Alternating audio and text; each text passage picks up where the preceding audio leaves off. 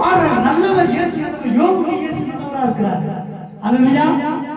இயேசுக்கு நல்லவரா இருக்கிறார், உனக்கு நல்லவரா இருக்கிறார், எனக்கு நல்லவரா இருக்கிறார், பாட்டிக்கு நல்லவரா இருக்கிறார். அல்லேலூயா. அவங்க வாசிக்கிறோம் பாயிண்ட் மட்டும் கடைசி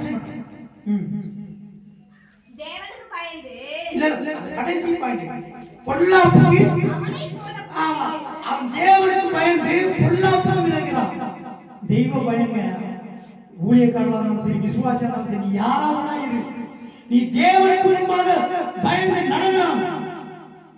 ஒரு வசனம் உள்ளது, கர்த்தருக்கு முன்பாக பணிந்து குனிந்து முழங்கால் படியிட கடவுள் வாழ்க.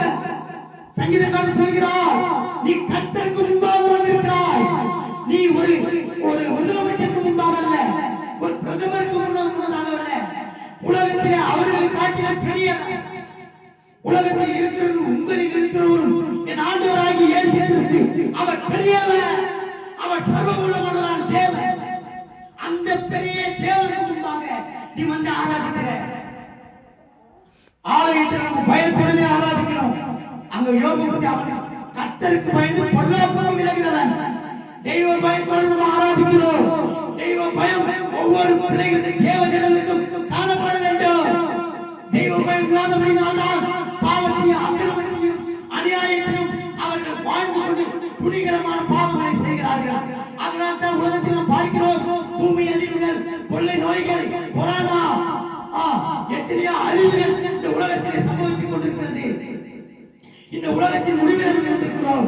தெய்வ பயம் இல்லாதபடினால்தான் தேவனுடைய கோபத்துக்கு நாம் ஆளாகி இருக்கிறோம். தேவனுடைய உக்கிர கோபம் பற்றி எரிகிறது. கர்த்தர் நியாயம் தீர்த்து கொண்டிருக்கிறார். அவர் வெள்ளை சிங்காசனத்தின் மேல் உட்கார்ந்து நியாயம் தீர்க்கிறார்.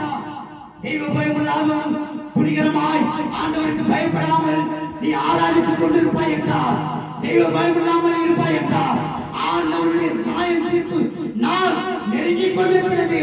ஆண்டவர் கடைசி நாட்களிலே உலகத்தை நியாயம் தீர்த்து கொண்டிருக்கிறார். நோவாவின் நாட்களிலே தேவனுடைய நியாய தீர்ப்பை குறித்து அவன் எச்சரித்தார். ஆனால் அவர்கள் அந்த எச்சரிப்பை சந்ததிக்கு கீழ்ப்படியவில்லை. நோவாவின் நாட்களிலே அவர்கள் தெய்வ பயப்படாதவர்களாக இருந்தார்கள். நோவா ஆண்டவராகிய இயேசுவை பற்றி அவன் சுவிசேஷத்தை அறிவித்தார். ஒருவரும் செவி சாய்க்கவில்லை. ஆண்டவர் பேழையை அடைத்தார். அவர்கள் பாவத்தில் அக்கிரமத்தில் வாழ்ந்தார்கள். தெய்வ பயப்படாமல் வாழ்ந்தார்கள்.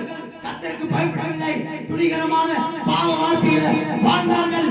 ஆனால் ஆண்டவராகிய இயேசு கிறிஸ்து நோவாவின் நாட்களிலே அந்த உலகத்தை நியாயத்தீர்த்தார், பேழையை அடைத்தார்.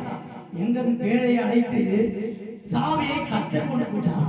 பேழையை அடைத்து சாவியை, ஏன்னா எங்க ஜனங்களா வந்து ஐயோ நம்ம இப்ப நம்ம உணர்றோம், நீங்க ஆண்டவரை பத்தி சொன்னீங்க, பாவம் செய்யாதீங்க, பாவம் செய்யற ஆத்மா சாபம், பாவத்தின் சபலம் மரணம், ஆண்டவர் உன்னை நியாயம் தீர்ப்பார், உன் அக்கிரமத்தை அநியாயத்தை விட்டு நீ மனம் திரும்பு, பரலோக ராஜ்யம் சமீபமா இருக்கிறது, ஆண்டவராகிய இயேசு கிறிஸ்து உனக்காக மரித்தார், மனம் திரும்புன்னு நீங்க சொன்னீங்க, நம்ம கேட்கல.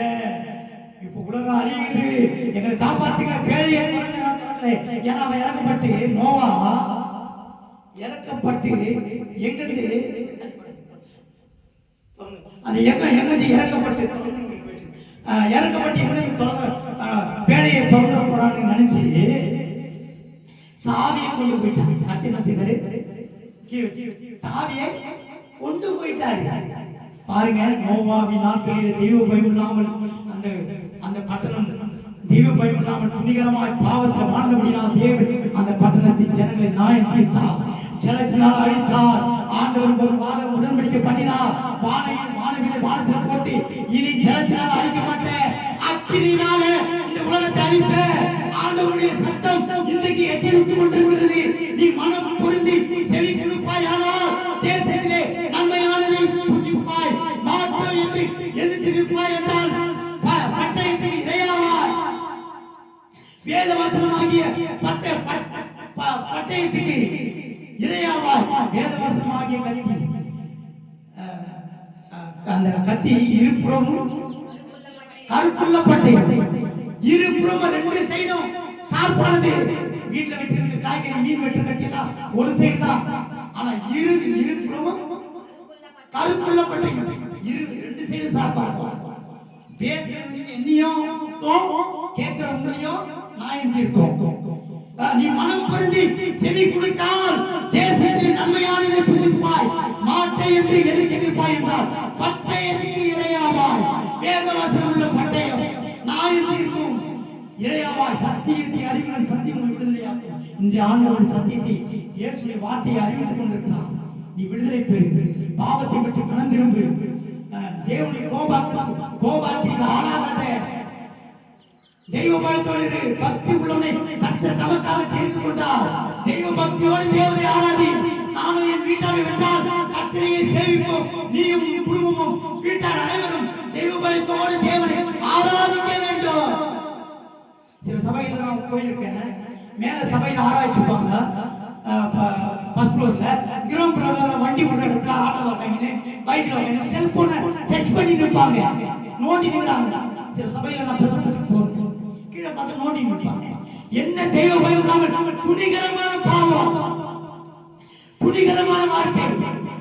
அங்க மேல ஆராதித்துக் கொண்டிருக்காங்க ஜீவனுள்ள தேவனை, சர்வ வல்லமையுள்ள தேவனை ஆராதித்துக் கொண்டிருக்காங்க. நீ டச் பண்ணி ஆண்டவன் டச் பண்ணா உன் குடும்பமே ஒண்ணுலாத போயிடும். ஜாக்கிரதை. டச் பண்ணது தேவனை ஆராதிக்கிறது உனக்கு என்ன டச் என்ன தேய்க்கிறக்கா டச் பண்ற. பிள்ளைகளை கவனமாய் வளர்க்கணும். பிள்ளைகள் என்ன செய்யணும்? கவனமாய் வளர்க்க வேண்டும். நீ ஆராதிப்பதை பக்கத்தில் வச்சுக்கிட்டு பிள்ளைகளை ஆராதிக்க வேண்டும். அல்லேலூயா சொல்லுங்க. அல்லேலூயா. ஆண்டவர் நியாயம் தீர்க்கிறார். வாசிங்க. அவன் அவ்வளோ ஒரு சாட்சி வச்சிருக்கான். யோபு அவ்வளோ ஒரு சாட்சி வச்சிருக்கான். தேவன் சாட்சி அவனுக்கு